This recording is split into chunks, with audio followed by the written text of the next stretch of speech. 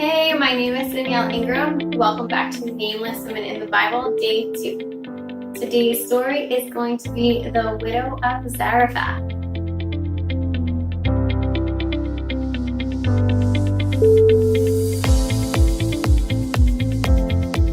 I just wanted to start off with some housekeeping. If you haven't done so already, if you subscribe to my newsletter, I'll put the link down below.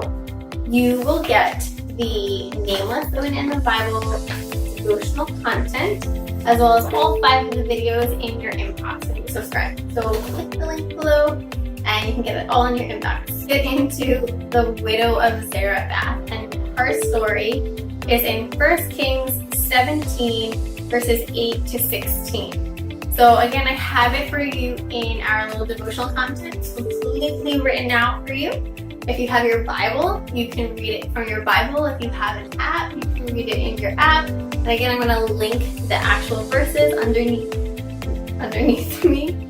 And so all you have to do is quick click. So you can pause this video, click there, come back and hit play so that we all have we are starting with the same context of the same story. So like last time, I want to begin with some historical context. And in this story, the way Elijah meets her, it says in verse 10, when he arrived in the city gate, there was a widow gathering wood. So that one sentence says a lot. So she was at the city gate. And a lot of people, when they think of gathering wood, we think of a beautiful forest, a meadow, and you're just gathering wood like you're camping to create a beautiful fire to have your last meal at. No, she was at the city gate. The city gate was bustling, okay? It's where travelers and everyone was going in and out of the city. It was a very busy area. And in that area, it was good for finding discarded items, like trash, to pick up and to start her fire. So she's not in this beautiful forest with flowers in her hair gathering wood to have her last meal. No, she's picking up trash in the middle of a city gate with people passing by and hitting into her. She's a widow, she's of low stature, they have no regard for her. Trying to gather up something that will light so that she can have her last meal with her son. So again, I love this story for so many reasons, and one of them, again, is that she's a woman. She is a widow. She is a pagan. She is of low stature, but God spoke to her. It says that God commanded her already. So he's already spoken to this woman. So again, ladies, whatever your circumstances are, wherever you are in life, I want to encourage you. You are not far enough away that God cannot reach you. This woman was as if she was like the lowest of the low. No one cared for her. And yet God, she wasn't even of the same fate. God spoke to her and provided for her. We'll see in the story. But lady, you are not too far for God. You are not too far gone for God to do amazing and miraculous things in your life and for you not to accept the promises of Him. So we don't know what God commanded her to do, but we do know that He spoke to her, right? And we do know what Elijah asked of her. He asked for her to use her last ingredients to make him a cake, instead of using the ingredients for her and her child as their last meal before they were to die of starvation, basically.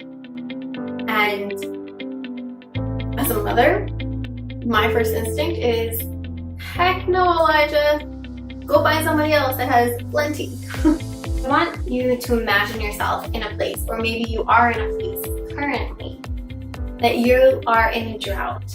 Or if you feel really far from God and He's not listening to you, and you just feel as if you are alone in all of this, And that's exactly what she is feeling at this moment. That she obeyed the command that she got from God through Elijah. And she did make that cake. She made that cake for Elijah. And God blessed her through that. Blessed her through her obedience. So I want you to be encouraged in this story. But there are a lot of times in our life when we feel like we are at our end, that we have nothing left to give. We have ourselves spread thin. There's nothing else left there. And God is saying, just give me a little bit more. Just give me that last bit. Push through just a tiny bit more, knock a little bit more, read a little bit more, pray a little bit more, give a little bit more. And watch me bless you through this. And watch me come through. Watch me, test me. There's so many stories. It's only one in the Bible where he says, test me that I'm not going to pour out blessings on you. Test him, go that little bit more, and watch him just pour out the blessings on you. There's definitely wisdom in every circumstance, in every single thing that happens, but I don't want the knowledge of this world to supersede this supernatural wisdom of God. That makes sense. So I don't want what you see in this world and the way this world operates of like holding your money and holding all of your time and holding all of your energy and your talents and your treasures like really close to you because you don't know how much of that you're going to get. Versus God is saying, I want you to give. I want you to give your time and your talents and your treasures. This woman was literally about to die. And she gave her last meal to Elijah. And look at what happened. The flour jar did not become empty and the oil jar did not run dry. I'm hoping is that wherever you are, if you are at the end of your rope, to just give a little bit more and let God just open up the heavens and bless you. Thank you so much for joining me for day 2 of Nameless in the Bible. I am so grateful that you were able to join me today, and I hope that you will join me again tomorrow as we go on to day number 3 of Nameless in the Bible. See you soon.